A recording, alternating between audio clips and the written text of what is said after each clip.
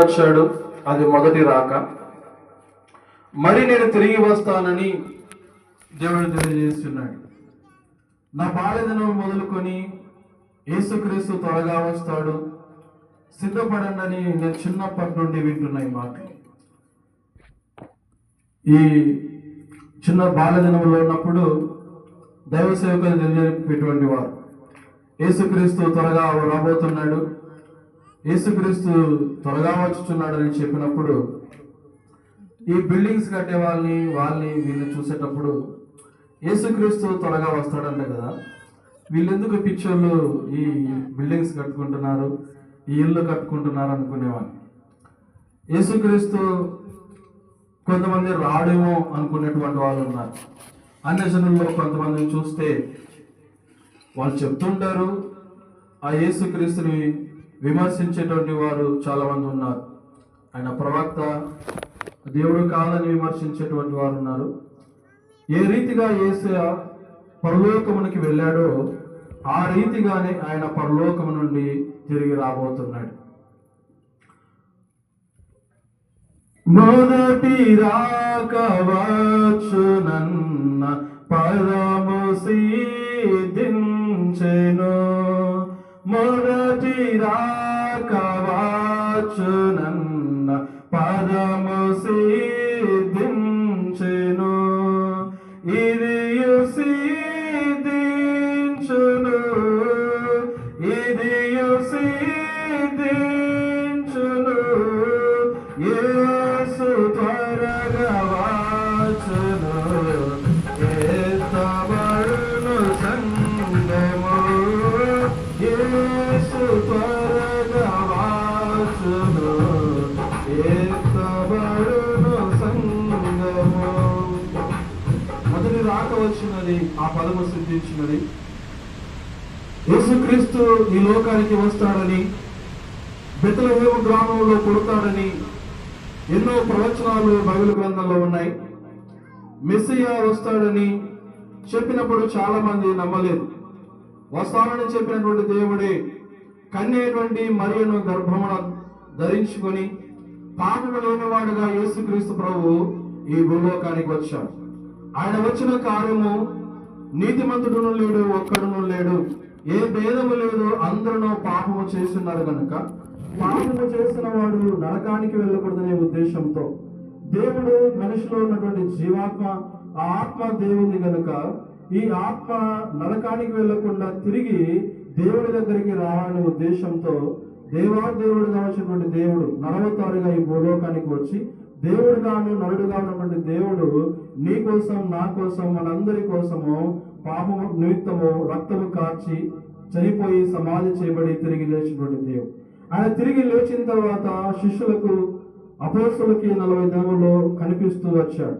ఆయన కనిపించిన తర్వాత పరలోకానికి వెళ్తున్నప్పుడు ఆయన ఇద్దరు దేవదూతలు వచ్చి అక్కడ గలిలయ మనుషులు ఉన్నప్పుడు, గలిలయ మనుషులారా మీరెందుకు ఇక్కడ నిలుచున్నారు, ఆకాశం వైపు చూస్తున్నారు, మీ యొద్ద నుండి పరలోకమునకు చేర్చుకోబడిన ఈ యేసే ఏ రీతిగా పరలోకమునకు వెళ్ళట మీరు చూచితిరో ఆ రీతిగానే ఆయన తిరిగి వచ్చును.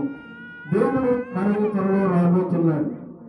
ప్రకటన గ్రంథము 22వ అధ్యాయం 7వ వచనం 7-12 చదువుకున్నప్పుడు, ఇదిగో నేను త్వరగా వచ్చుచున్నాను, వాని క్రియల చొప్పున ప్రతి వానికి జీతం ఇవ్వడానికి నా యొద్ద సిద్ధంగా ఉన్నది. దేవుడు నేను త్వరగా వస్తున్నాడు, వాని క్రియల చొప్పున నేను ప్రతి వానికి సిద్ధపరిచిన జీతము నా యొద్ద ఉన్నది, మీకు జీతం ఇవ్వడానికి నేను త్వరగా వచ్చున్నాడని చెప్తున్నటువంటి దేవుడు. అలానే హెబ్రీయులకు రాసిన పత్రిక 10వ అధ్యాయం 37వ వచనంలో, ఇక కాలము బహు కొంచెముగా ఉన్నది, వచ్చుచున్నవాడు ఆలస్యము చేయక వచ్చు. వస్తానని చెప్పిన దేవుడు కాలము కొంచెమే ఉన్నది, వస్తానని చెప్పిన దేవుడు వస్తాడా, రాడు. ఈ లోకంలో నరవతారుగా జన్మిస్తానని చెప్పిన దేవుడు వచ్చాడు. అలానే రెండవసారి వస్తానని చెప్పిన దేవుడు త్వరగా రాబోతున్నాడు. వస్తారయ్యా యేసు వస్తారయ్యా, ఆకాశ వీధికి వస్తారయ్యా. ఎక్కడికి వస్తారు? ఆకాశ వీధి. రాకడ రెండుగా ఉంటుంది. ఒకటి రహస్య రాకడ ఉంటుంది, ప్రత్యక్ష రాకడ ఉంటుంది. రహస్య రాకడలో ఎవరైతే సిద్ధపడి ఉంటారో సంఘము ఎత్తబడుతుంది. ఈ సంఘము ఎత్తబడిన తర్వాత మేఘముల మీద ఎక్కడికి వెళ్ళిపోతామంటే మధ్యాకాశంలోకి వెళ్ళిపోతాం. యేసుక్రీస్తు మధ్యాకాశంలో మన కొరకు ఏం సిద్ధపరిచాడు? విందులు అక్కడ కళ్యాణం జరుగుతుంది, అనగా పెళ్లి విందు జరుగుతుంది. ఆ పెళ్లి విందులో ఎత్తబడిన వాళ్ళు ఆ యొక్క పెళ్లి విందులో ఉంటారు. విడబడినటువంటి వారికి ఈ లోకంలో శ్రమల కాలం, 7 ఏళ్ల శ్రమల కాలం ఉంటుంది. లోకమంతా శ్రమకాలం, లోకమంతా శ్రమకాలం, విడువబడుట బహుఘోరం, విడువబడుట బహుఘోరం. యేసు రాజుగా వచ్చుచున్నాడు, లోకమంతా తెలుసుకున్నారు. యేసు రాజుగా వచ్చుచున్నాడు, లోకమంతా తెలుసుకుంటారు. యేసయ్య త్వరగా వస్తున్నాడు. గుర్తులే బోధిస్తున్నాయి. వార్తాపత్రికలు చూసినప్పుడు ఇజ్రాయెల్ దేశం మీద భయంకరమైన దాడులు చూస్తున్నాం. యేసయ్య మధ్యాకాశంలోనికి వచ్చినప్పుడు మనము సిద్ధపడితే ఆ మధ్యాకాశంలోనికి ఎత్తబడతాం, మేఘముల ద్వారా మనము కొనిపోబడతాం. ఏ విధంగా దేవుడు ఈ లోకానికి వస్తారన్నప్పుడు మత్తయి సువార్త 24వ అధ్యాయము 42వ వచనం ఒకసారి చదువుకుందాం. ఏ దినమున మీ ప్రభు వచ్చునో మీకు తెలియదు గనుక మెలకుగా ఉండండి. మీరనుకొనని గడియలో మనుష్య కుమారుడు వచ్చును గనుక సిద్ధంగా ఉండండి. దేవుడు పలానా రోజులు వస్తాడని చెప్తే ఆ రోజు మనం సిద్ధపడతాం.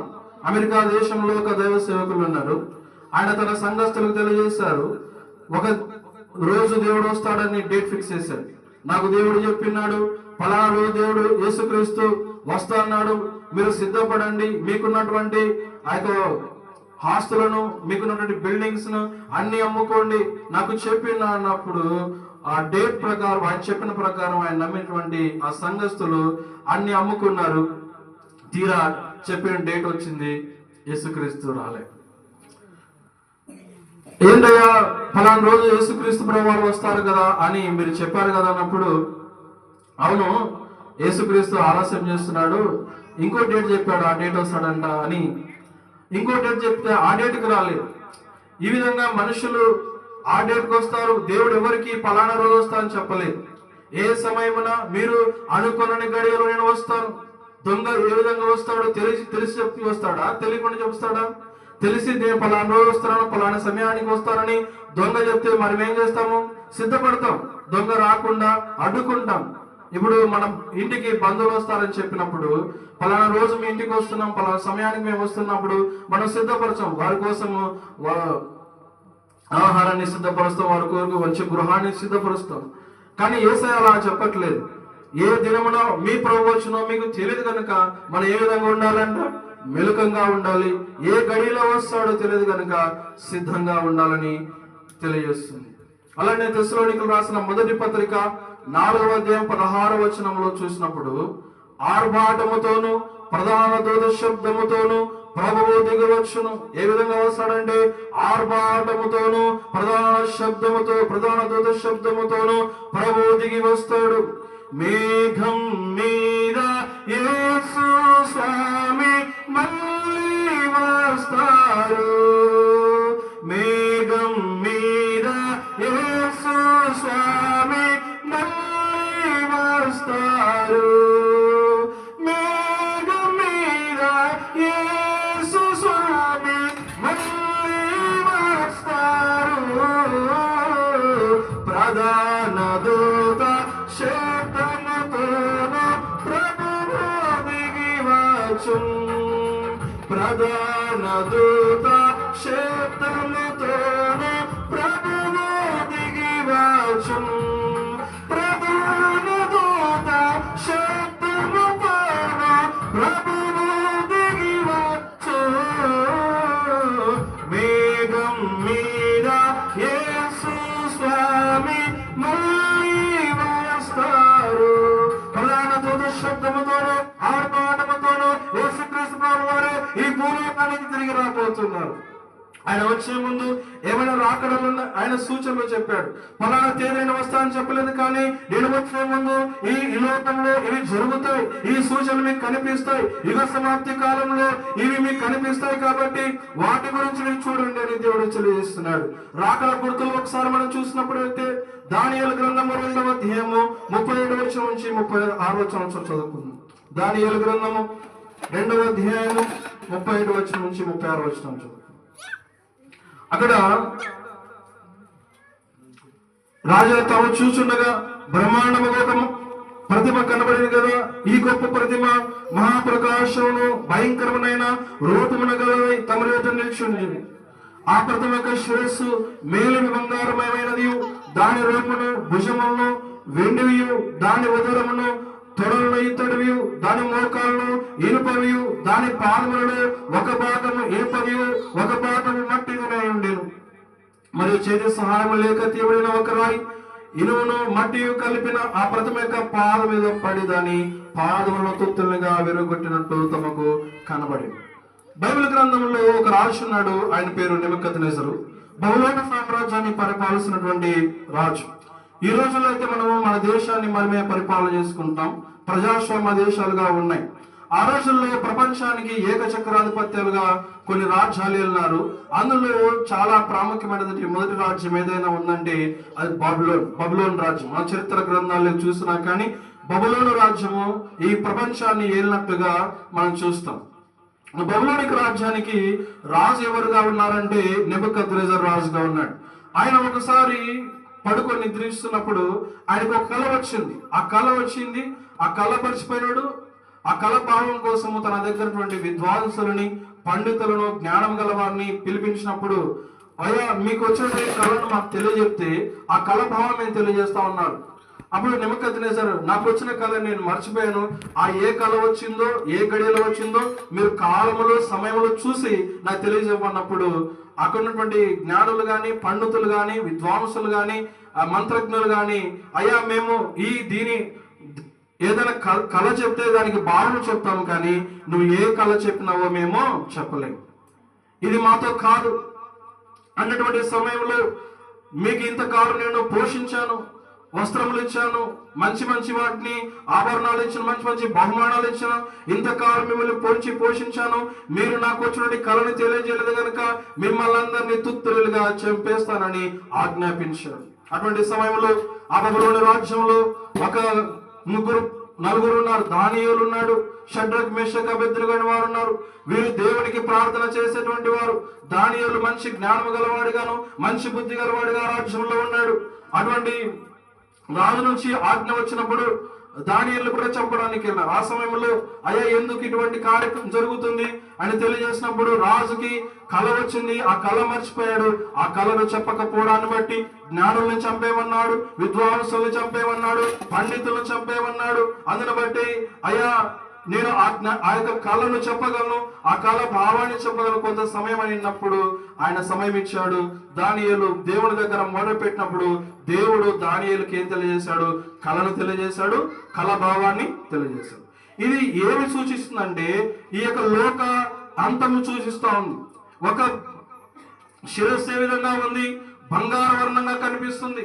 శిరస్సు దేనికి సాదృశ్యంగా ఉందంటే బబులోను సామ్రాజ్యానికి సాదృశ్యంగా ఉంది. నెబుకద్నెజరు ఆ యొక్క పరిపాలన ఆ యొక్క శిరస్సుగా ఉన్నాడు. క్రీస్తు పూర్వం 605 నుంచి 539 సంవత్సరముల్లో బబులోను సామ్రాజ్యాన్ని ఈ యొక్క నెబుకద్నెజరు పరిపాలించాడు. నెబుకద్నెజరు చనిపోయిన తర్వాత క్రమక్రమంగా బబులోను సామ్రాజ్యము విచ్ఛిన్నమైపోయింది.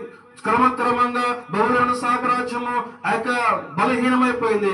ఆ సమయంలో ఇంకొక రాజ్యం వచ్చింది. బబులోను సామ్రాజ్యానికంటే బలహీనమైన సామ్రాజ్యము మాల్దీయులు, పారసీకులు, కోరేషు ప్రభుత్వం వారు వచ్చారు.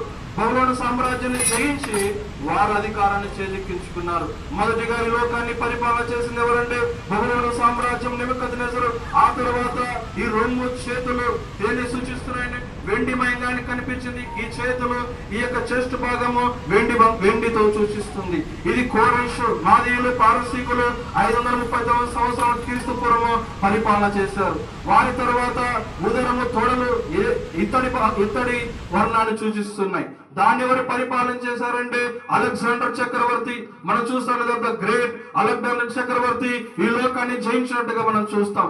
తక్కువ సమయంలోనే 30 సంవత్సరములకే ఈ లోకంలో ఎన్నో యుద్ధాలు చేసి ఎన్నో యుద్ధాలు విజయం సాధించిన వ్యక్తి అలెగ్జాండర్. ఈయన గ్రీకు సామ్రాజ్యాన్ని అధికా ఉన్నాడు. ఆ గ్రీకు సామ్రాజ్యం తర్వాత ఈ మోకాళ్ళు, పాములు, వేళ్ళు, ఈ మోకాళ్ళు ఇనుముగా ఉన్నాయి. ఇనుము వెండి కంటే, బంగారము కంటే, ఇత్తడి కంటే బలము గలది. ఇది రోమన్ సామ్రాజ్యానికి సూచిస్తుంది. క్రీస్తు పూర్వం 67 సంవత్సరంలో రోమన్ సామ్రాజ్యము ఎంతో మంది రాజ్యంలో తుత్తులుగా చేసేసింది. ఈ ఇనుము బలంగా ఉంటుంది కనుక రోమన్ సామ్రాజ్యం బలంగా ఉండి ఈ లోకాన్ని పరిపాలన చేసినట్టుగా మనం చూస్తాం. ఈ పాదములు, వేళ్ళు ఎలా ఉన్నాయంటే కొంత భాగము ఇనుముతోనూ కొంత భాగం మట్టితోనూ ఉన్నాయి. అనగా రాజ్యం ఎలా ఉంటుందంటే కొంత భాగము బలంగా ఉంటుంది, కొన్ని సమయాల్లో నీరసంగా ఉంటుంది. ఆ రోమన్ సామ్రాజ్యం తర్వాత బ్రిటిష్ వాళ్ళు కూడా పరిపాలన చేస్తారు. మన భారతదేశాన్ని కూడా 100 సంవత్సరాలు బ్రిటిష్ వాళ్ళు పరిపాలన చేసినట్టుగా మనం చరిత్రలో చూస్తాం. సూర్యుడు అస్తమించని గుర్తుతో వారు సామ్రాజ్యాన్ని ఏర్పాటు చేసుకున్నారు. తర్వాత ఈ వేళ్ళను చూసినప్పుడు బురద, ఇనుము, అనగా ఇప్పుడు మనం చూసినటువంటి ఈ రాజ్యమే, ప్రస్తుత ప్రపంచమే ఇది వేళ్ళు సూచిస్తా ఉంది. కొన్ని బలమైన రాజ్యాలు ఉన్నాయి. అమెరికా గాని, రష్యా గాని, ఇజ్రాయెల్ దేశం గాని, చైనా గాని, ఉక్రెయిన్, ఇలానే రష్యా దేశాలు చూసినప్పుడు చాలా